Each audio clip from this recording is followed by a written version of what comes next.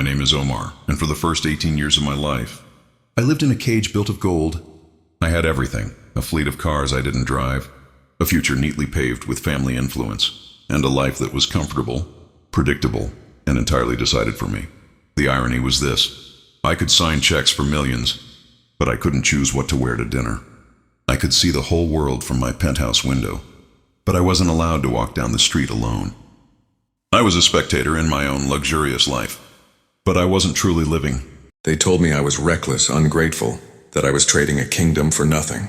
And as I stood at that gate, looking back at the faces of the people who loved me and who controlled me, a wave of doubt hit me like a physical force. But the feeling of the simple backpack on my shoulders, the one I'd bought with my own secret savings, grounded me.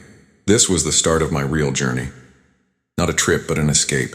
I wasn't just leaving a country. I was leaving a name. I landed in the USA with one simple goal: to be the architect of my own life. My first job was scrubbing dishes and stocking shelves in a small bodega. I'd never seen a mop before, let alone used one to clean a floor. My hands blistered.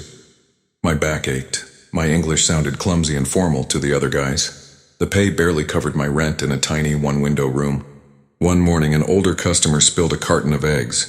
I cleaned it up without being asked, and he looked at me and said, "Thanks, kid. You're a hard worker." And in that moment, receiving that tiny, honest compliment for a job well done, I felt richer than I ever had on the marble floors of my old home. The wealth I left behind was an illusion. The real wealth is what I've built here. I'm paying my own tuition. I'm late on rent sometimes, but it's my late rent. I'm making my own mistakes and learning from every single one of them. And my mind, once quiet and compliant, is finally engaged. I no longer outsource my life to a driver, a cook, or a financial manager. I am the driver. I am the manager. I am the decision maker. The quiet independence I found in this small, simple space 3,000 miles from that golden cage is the truest form of freedom I have ever known. I came to America to be independent. What I found was something much better. I found myself.